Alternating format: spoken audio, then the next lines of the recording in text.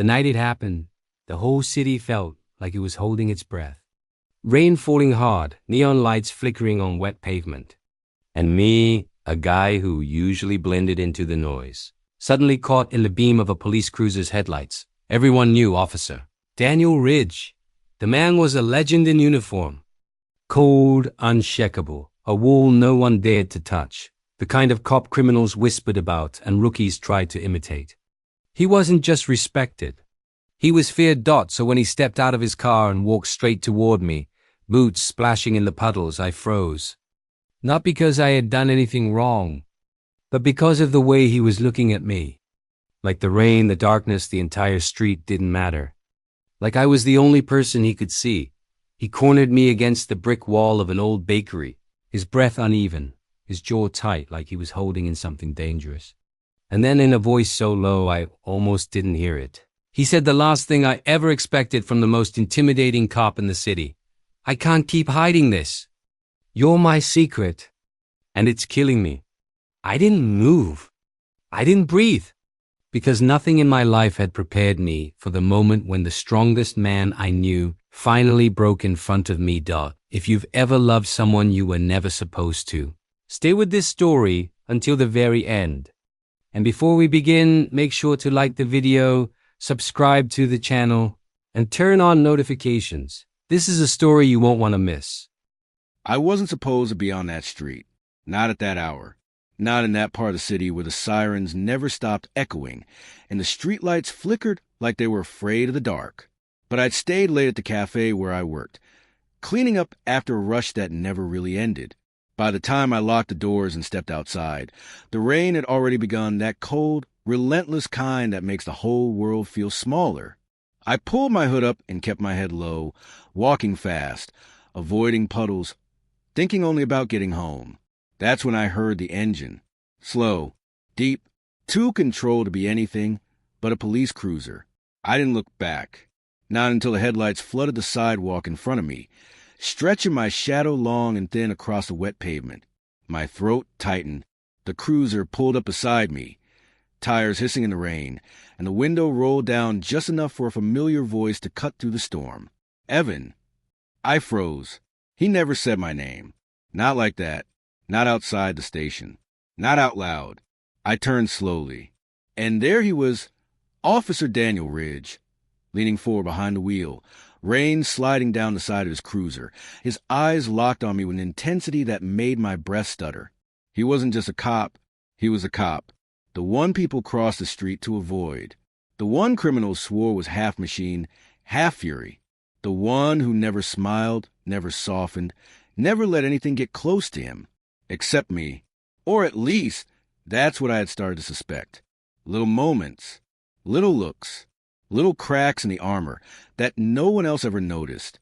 Get in, he said, not as an order, as something closer to a plea. I didn't do anything, I said. I know you didn't. His jaw clenched. Just get in the car, Evan.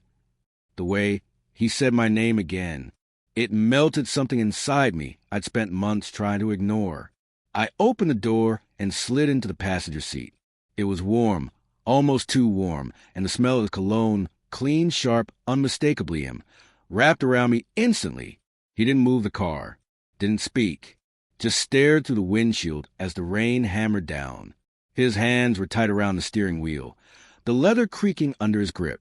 After almost a minute, I said softly, Daniel, what's wrong? He leaned back in the seat, closed his eyes for a second too long, and exhaled like someone trying not to break. When he opened them again, the hardness he always wore on duty was still there, but something else leaked through. Fear, longing, conflict. We need to talk, he said.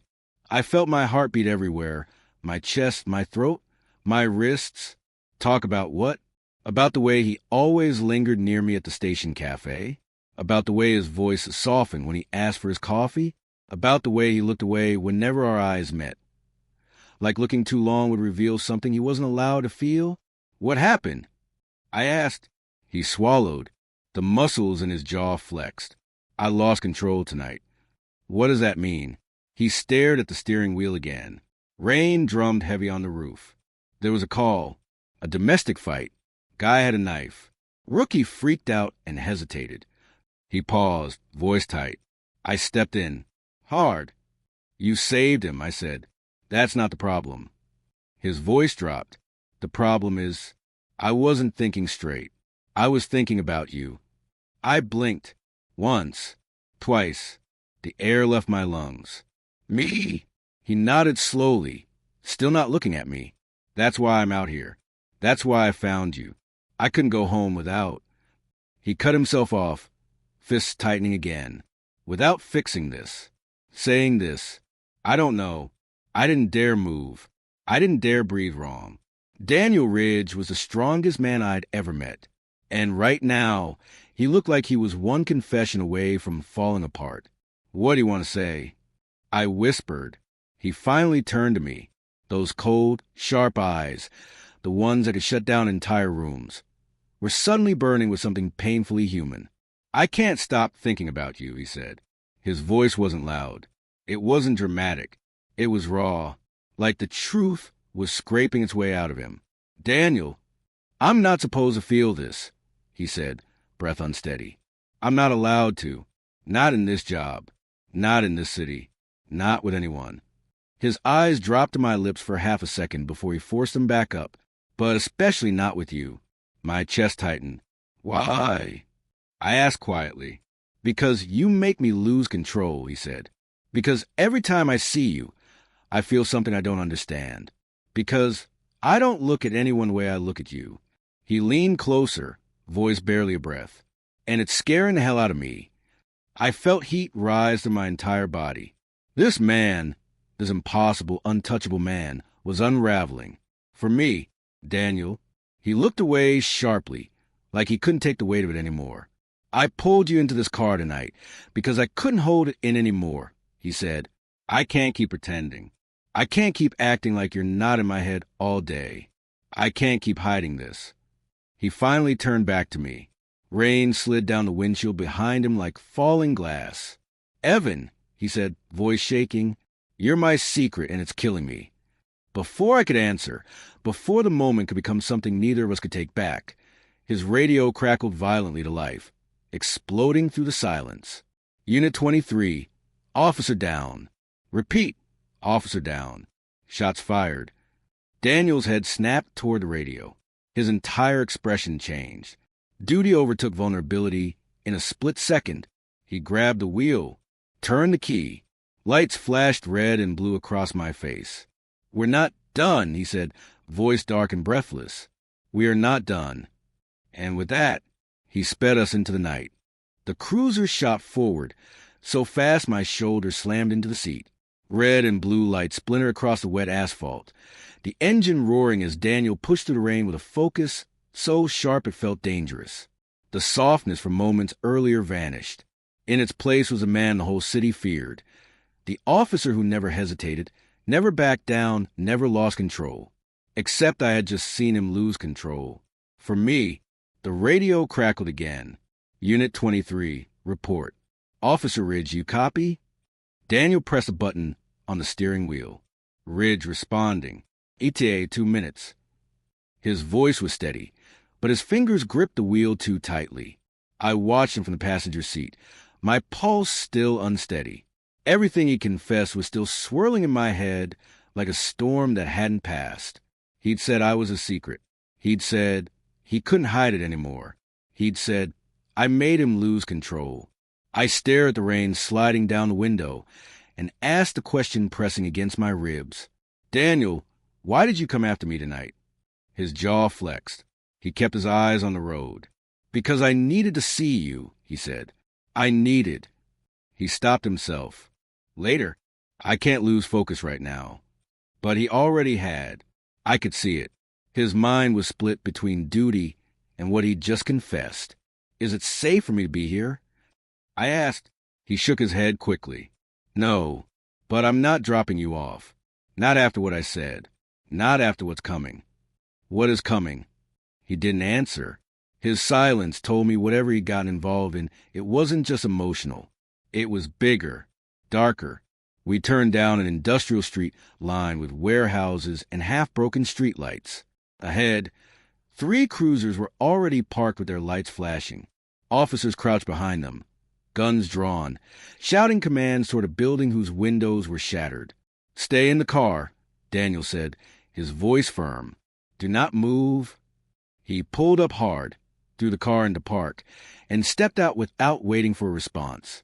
Rain hit him instantly, soaking into his uniform as he jogged toward the officers behind the cruisers.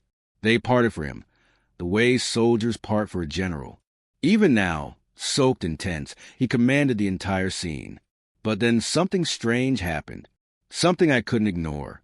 When the officer spoke to him, Daniel didn't look straight ahead. He kept glancing back at the cruiser, back at me, and that was when I heard it, the whisper of fear crawling up my spine. What if this officer down call wasn't random? What if it was connected to whatever he was hiding, to whatever he was afraid to say out loud? To me, my fingers tightened on the edge of the seat. I shouldn't get out. He told me not to, but through the rain, through the chaos, I caught the look on his face. Worry, real worry, not for the officers, not for the situation, for me. And then it hit me. He didn't want me here because he was afraid something could happen to me. I cracked the door open. Cold rain hit my shoes instantly. "Evan!" he shouted the moment he saw me step out. But it was too late. I was already halfway toward him. A rookie officer grabbed my arm. "You can't be here. He's with me." Daniel barked, pushing the officer's hand away. His tone was sharp enough to slice through the storm. The rookie stepped back instantly. Daniel grabbed my wrist, not roughly, but with urgency. "I told you to stay in the car," he said through clenched teeth. "You weren't looking at the suspects." I shot back. "You were looking at me." He froze, just for a fraction of a second, enough for me to see the truth in his eyes. "You're not my responsibility," he said. But his voice didn't match the words. His hand didn't match them either. It tightened around my wrist, thumb brushing my pulse before he pulled away quickly, like the touch had burned him. I didn't know what made me say it. Fear, instinct, the memory of a confession in the dark car. "You care about me," I whispered. Rain dripped from his eyelashes. His breath shook. His eyes softened just a flicker before he wiped it away with cold professionalism. "I shouldn't. But you do." He didn't deny it. He only said, "Go back to the car, please." A word he never used. A word that made my heart jump. Before I could respond, a gunshot ripped through the air. Officers ducked. Someone shouted, "Down!" Daniel pushed me behind him so fast I stumbled. His hand pressed firmly against my chest, keeping me shielded as he drew his weapon. "Move back," he ordered. But before I could step away, another shot fired, this one closer, louder. It hit the hood of the cruiser behind us with a metallic crack. Daniel's body tensed like a live wire. His eyes darted back at me, fierce, terrified, protective. "Evan," he said, voice dropping into something raw. "If anything happens to you tonight, it will destroy me." I opened my mouth, but he didn't let me speak. He pressed his hand to my chest again, closer this time, fingers curling like he didn't want to let go. "We're leaving," he said. "What?" "You can't leave a scene like this." "I don't care." His voice broke. "I can't think straight with you here. I can't do my job. I can't lose you." Before I could react, before the weight of his words could settle, another officer shouted his name. Urgent, panicked. "Ridge." We got movement inside. Daniel looked at me, then at the officers, then back at me, and I watched the impossible decision form in his eyes. Duty versus the one thing he never wanted to risk. He whispered, "Forgive me." Then he grabbed my hand and ran straight into the danger, dragging me with him. Daniel didn't look back as he pulled me toward the warehouse entrance. Not even once. Rain pounded against the metal siding. The air smelled like rust and gunpowder, and my heartbeat was a war drum inside my chest. "Daniel, stay behind me," he snapped, voice low and tight. "Don't argue. Don't try to be brave. Just stay with me." His hand gripped mine like a lifeline, his fingers cold in the rain, his palms still shaking with leftover adrenaline. He pushed the side door open with his shoulder, weapon drawn in the other hand. Inside, the warehouse was dark except for flickering lights near the ceiling. Water dripped from holes in the roof, hitting the concrete in irregular beats that made the silence worse. "Why am I in here?" I whispered. He didn't answer right away. Not until he made sure the first corner was clear. "Because I couldn't leave you outside," he said. "Because I couldn't let you out of my sight. But you're an officer. You're supposed to." "I know what I'm supposed to do," he cut in. "And I'm telling you, I can't think when I don't know where you are." I felt heat in my chest despite the freezing air. It was insane, dangerous, wrong. And still, I felt it, that pull toward him, the same one he'd tried so hard to bury. We moved deeper into the warehouse. His shoulders were tense, his breath controlled, his steps sharp and precise. I'd never seen him like this, protective in a way that felt almost personal. "Daniel," I whispered, "you're going to get in trouble for bringing me in here." "Let them try," he muttered. We turned another corner, and suddenly Daniel pushed me against the wall, shielding me with his body. I gasped, not from fear, from the sudden closeness. His chest pressed against mine, his breath warm against my ear. "Movement," he whispered. I barely heard it. I was too aware of him, of the way his hand rested against my shoulder, of the scent of rain and leather and adrenaline radiating off him. Then it happened. A shadow moved across the far side of the warehouse. Fast, low. Daniel reacted instantly, pulling me behind a stack of wooden crates. He whispered desperately, "Stay here. Don't move." But as he stepped away, I grabbed his wrist. "Daniel, be careful." He froze, just for a second, just long enough for something unspoken to pass between us. His eyes softened, full of fear, determination, and something deeper. "I will," he said quietly. "For you." He slipped away before I could answer. I crouched behind the crates, heart pounding so loudly I thought it might give me away. Somewhere in the darkness, two men shouted. Then silence. Then a crash. "Daniel." I whispered. No answer. Another crash, this one closer. I pressed a hand against my mouth, trying not to breathe too loudly. The shadows on the wall twisted with every flicker of the light above me. Then, a gunshot. My body jolted, so hard I almost slipped from behind the crates. I wanted to scream his name, but fear kept my throat locked. Silence followed, the worst kind. "Daniel." I finally choked out. Footsteps echoed across the concrete floor, slow and dragging. I couldn't tell who it was. Every muscle in my body tensed, preparing for the worst. Then a familiar voice groaned. "Evan, stay where you are." I jumped to my feet. "Daniel." He was limping toward me, one hand pressed against his side, blood staining his uniform. "Oh my God." "I'm fine," he insisted, but the strain in his voice betrayed him. I rushed to him, throwing his arm over my shoulder to keep him upright. "You're bleeding," I said. "It's a graze," he grunted. "Bullet clipped me. Lucky shot." "You need help." "Later," he said. "We need to get out of here first." He was putting on a brave face, but his breathing was ragged, and his weight leaned heavily on me. My chest tightened. I'd never been this close to him, never touched him like this. He smelled like rain and metal and danger, and something painfully human beneath it all. "Daniel, why did you bring me in here?" He didn't look at me, not until we reached the doorway and the faint blue and red glow of the cruiser spilled across us. Then he stopped, turned, and looked straight into me, because if something happened to you out there, I'd never recover. My breath caught. I swallowed hard. "Daniel." He wasn't done. "I'm trying to protect you, even if I'm doing it wrong. Even if this is the worst night to say it. Even if I don't know what the hell I'm doing." I felt the world tilt, not from fear, but from the force of the truth he was spilling. "You don't have to do anything," I whispered. "Yes, I do," he said. His voice cracked. "I have to tell you the truth." He leaned closer, face inches from mine, rainwater still dripping from his hair. "The reason I can't stop thinking about you," he swallowed, "is that I've liked you for months, Evan, and I've been fighting it every single day." My heart stopped. I told myself it was nothing. I told myself it was dangerous. I told myself you deserve someone normal, not a man who lives in gunfire. His eyes softened. But tonight, I almost lost you, and I can't pretend anymore. Everything inside me felt like it was trembling, not with fear, with something deeper, something I tried to bury too.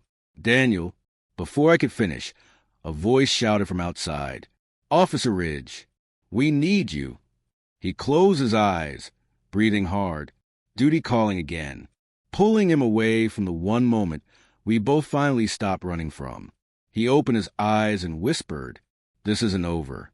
He squeezed my hand, fast hidden, trembling, then let go, and walked toward the flashing lights, leaving me standing in the dark doorway, breathless, shaken, and wondering whether the most feared cop in the city had just handed me his heart or broken it.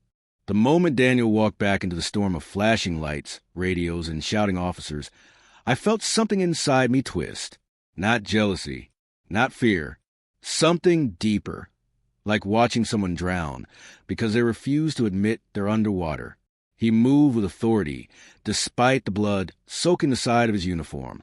Officers surrounded him instantly, talking over one another, asking for updates, demanding orders.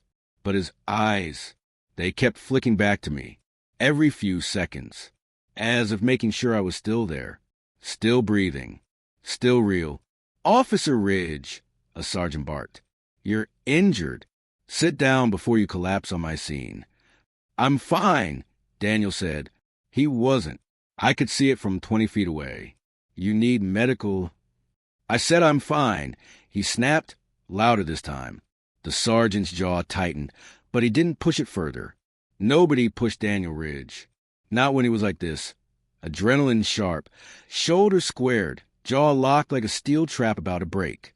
I watched him from the warehouse doorway, hands trembling at my sides, unsure if I should go to him or stay away. Part of me wanted to run to him, grab his arm, force him to sit down. Another part remembered the badge, the shield that separated him from his own feelings. And from me, an officer approached me instead, a young woman with rain dripping from her hat. "You shouldn't be here," she said gently. "Civilians don't belong on an active scene." Before I could answer, Daniel snapped from across the lot, "He's with me?" Everyone turned to look at me, half confusion, half suspicion, like I had just stepped into a role I didn't audition for. The young officer raised an eyebrow. "With you?"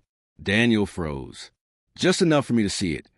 That split second of panic before he forced his expression neutral again. "Yeah," he said. He's a witness." It was the first lie I'd ever heard him tell, and he hated it instantly. I saw it in the way he clenched his teeth, the way he kept his shoulders stiff like he was holding the world up alone. The officer nodded and stepped away, but the look she gave Daniel lingered. Curious. Too curious. Daniel took a step toward me, then stopped when the sergeant called out again. "Ridge!" Inside. "Now, we need your statement." He hesitated. 1 second. 2. His eyes locked with mine, the storm inside him louder than the one hitting the streets. "I'll be right back," he said quietly. He touched the side of the car as he passed me. Not me, but close enough that my whole body reacted anyway. Then he disappeared into the warehouse again. The minutes dragged. Officers murmured. Stretchers were moved. Evidence markers clicked against the concrete. And I stood in the cold rain feeling like the only person alive. Finally, after what felt like an hour, Daniel came out again. He looked exhausted. Not from the injury, from everything else. He walked toward me slowly, eyes never leaving mine. The storm had moved, but his face still carried its weight. "You're freezing," he said. His hand hovered near my arm, like he wanted to touch me, but wasn't sure if he was allowed to, if anyone was watching, if the world was about to crack open beneath us. "I'm fine," I whispered. "No, you're not." His voice lowered. "And neither am I." I swallowed. "You never should have brought me in there, Daniel." "I know." He looked away. "But if I hadn't, you'd be out here alone, with gunfire happening 20 feet away. That's part of your job," I said. "Not mine." He stepped closer, just an inch, but enough that I felt the heat of him. You think I care about that? He asked quietly. Evan, when I heard those shots outside, the only thing I thought was... He stopped himself, breath trembling. No, not here. What were you going to say? He clenched his fists. Evan, I almost lost you tonight, and I don't even have the right to say that. His voice cracked. Daniel Ridge, the man everyone feared, sounding young and scared for first time. You don't understand what you do to me, he continued. I keep trying to hold it back. I keep telling myself it's wrong, that I'll ruin your life, that I'll ruin my career. You won't ruin anything, I said softly. You don't know that. His eyes glistened. I can barely keep myself together when you're near me. Tonight proved it. He looked down at his injured side, then back at me. This job demands control, and you take away from me without even trying. I stepped closer, heart pounding. Daniel, I'm not trying to make your life harder. I know, he whispered. That's the worst part. You're not doing anything. And still, his breath shook. He looked around. Officers busy, paramedics occupied, and in a reckless moment of weakness, he reached for my hand, just for a second, just long enough for warmth to spark between us. Then he released it, stepping back as if burned. I can't do this, he said. I can't want you. The words hit hard, but the way he said them, desperate, pained, told me everything. You already do? I whispered. He shut his eyes, jaw tightening. Yeah, he said softly. I do. He opened his eyes again, green, fierce, hurting. And that means something's going to break. Either me or my career or you. Lightning flashed in the corner of the sky. Rain hit the pavement harder. Daniel. But before I could finish, the sergeant approached. Ridge. With me. Now. Daniel didn't move. Not until she barked his name again. Then, reluctantly, he stepped away from me, every step heavier than the last. Before disappearing inside the cruiser, he looked back, just once, just long enough to whisper, "This isn't over." And for the first time, I realized he wasn't warning me. He was promising me. I waited in the cold rain long after Daniel disappeared into the cruiser with the sergeant. The night felt heavier now, like something irreversible had shifted between us, something neither of us could undo even if we wanted to. Officers moved around me with hurried steps and half-worried glances, but no one said anything. Not after Daniel claimed I was with him. Not after the way he kept looking back at me like I was gravity and he was fighting not to fall. I kept replaying everything he'd said. You take away my control. If something happened to you, I'd never recover. I do want you. There was no going back from that. After nearly 20 minutes, the sergeant's voice rose over the radios. Scene is secure. Pack it up. Officers started clearing equipment, marking evidence, moving bodies. The storm finally slowed, leaving the air thick and cold. But Daniel wasn't coming out. My stomach twisted with worry. What if he was hurt worse than he'd admitted? What if he was arguing with the sergeant about me? What if he was pretending I didn't matter? To protect himself, I stepped closer to the cruiser. A young officer noticed. You looking for Ridge? I nodded. The officer hesitated, glancing toward the cruiser with uncertainty. He's, not doing great. My breath caught. What do you mean?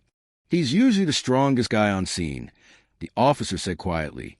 Cold, focused, unbreakable. But tonight, he looked shaken, like something got to him. Something, or someone.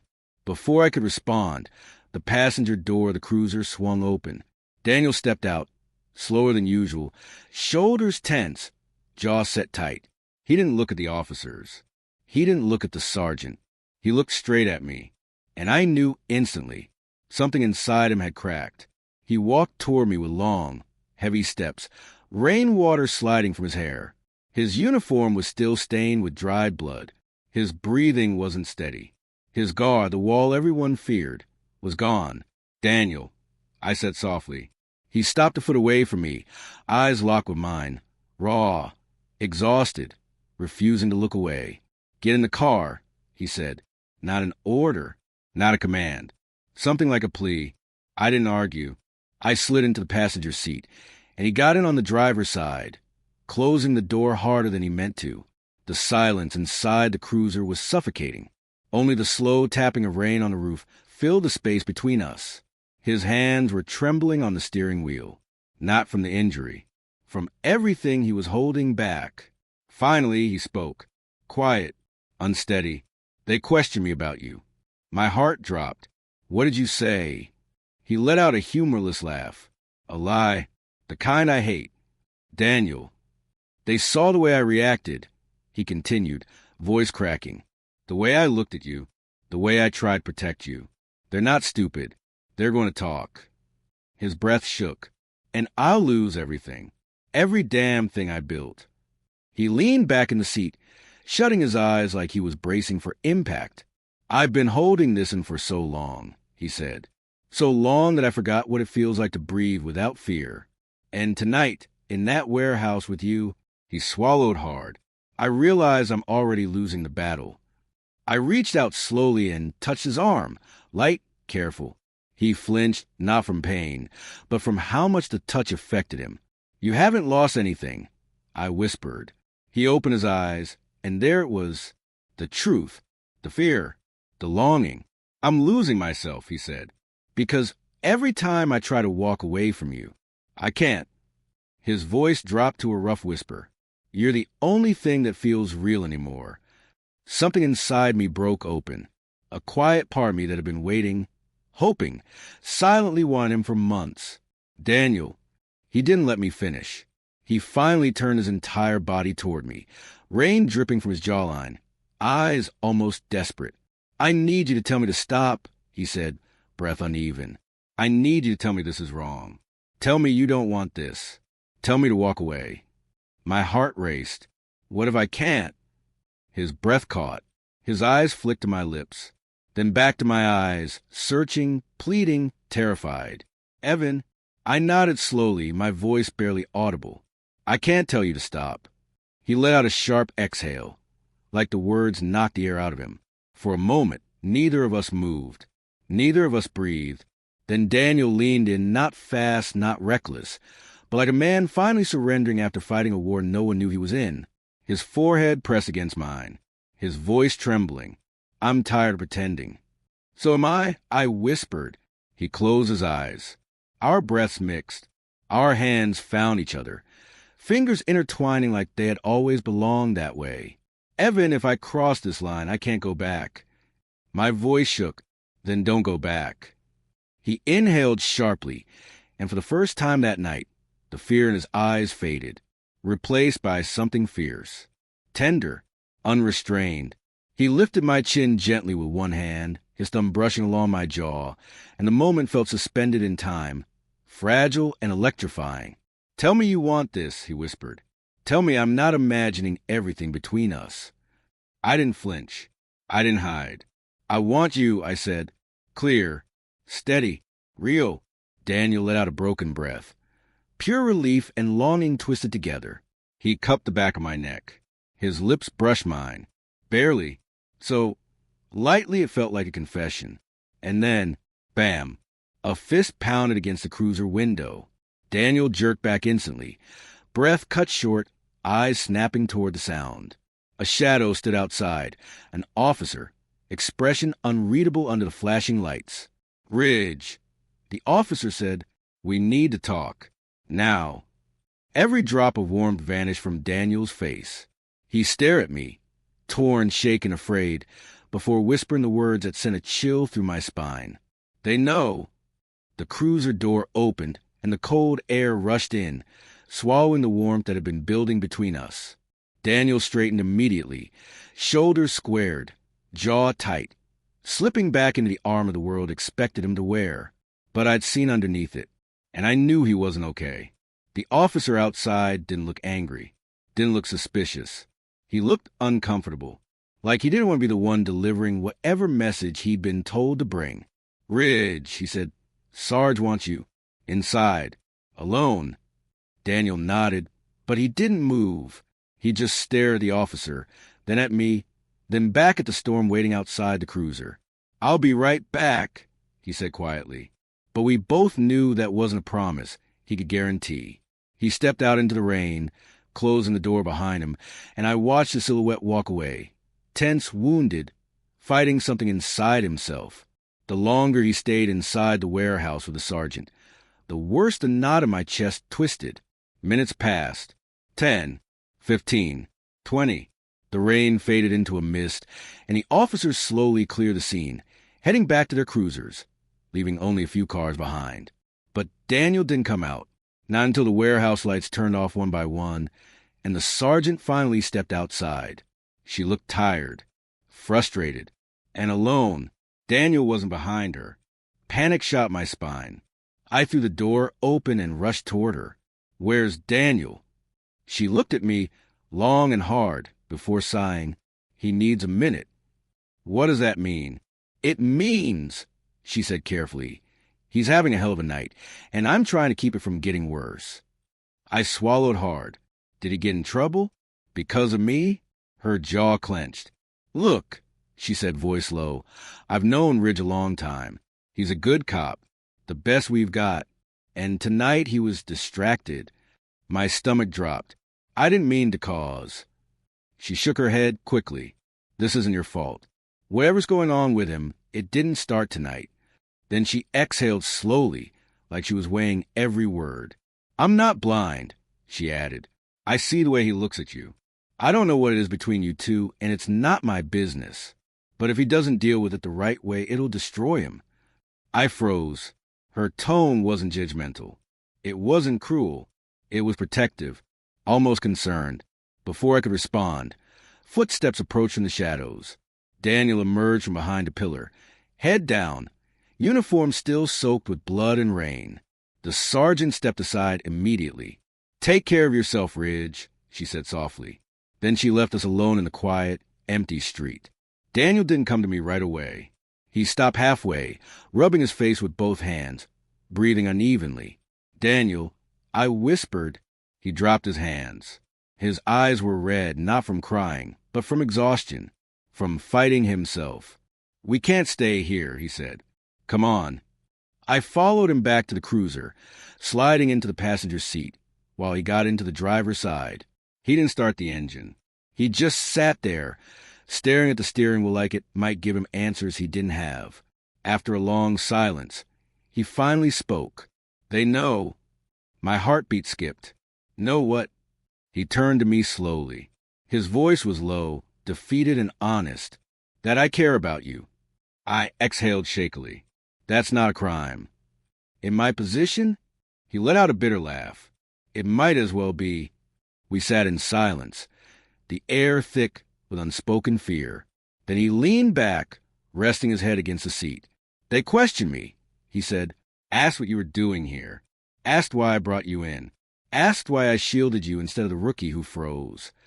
I swallowed. "What did you tell them?" "The truth," he said. His voice cracked on the word. "That I wasn't thinking straight, because you were here. Because I was afraid for you. Because I care about you more than I should." His hands shook as he ran them through his hair. "They said I need time off," he continued. "Mandatory leave. An evaluation." My stomach twisted. "Daniel." He looked at me then, really looked, his mask on, his walls shattered. "You don't understand," he said softly. "This job, it's all I've ever had. All I've ever been good at. It's the only thing that makes sense when the world doesn't." He swallowed hard. "And tonight I realized something terrifying." "What?" I whispered. He leaned closer, eyes locked on mine, voice barely above a breath. "That losing you scares me more than losing the badge." My chest tightened so painfully I had to look away. But he reached out, gently turning my face back toward him. "I don't know what happens next," he admitted. "I don't know how to be the man I'm supposed to be and the man I want to be with you." I felt my throat close. "Daniel, I never asked you to choose." "I know." He smiled, small, broken, real. "That's why choosing you scares me the most." Silence fell. Thick, fragile, heavy with everything neither of us could fully say. And then he did something he'd been fighting all night, all month, maybe longer. He reached for my hand, laced our fingers together, held on like he was done running. The kiss wasn't explosive. It wasn't rushed. It was soft, trembling, full of fear and relief all tangled together. When he pulled back, his forehead rested against mine.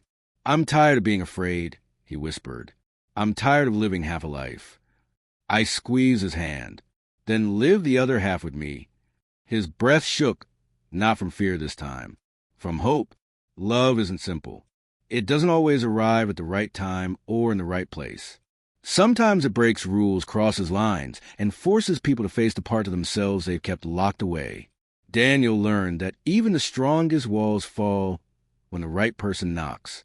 And Evan learned that sometimes being loved by someone brave means being brave too. Would you risk everything for someone who finally made you feel seen? Would you hold on even when it terrifies you?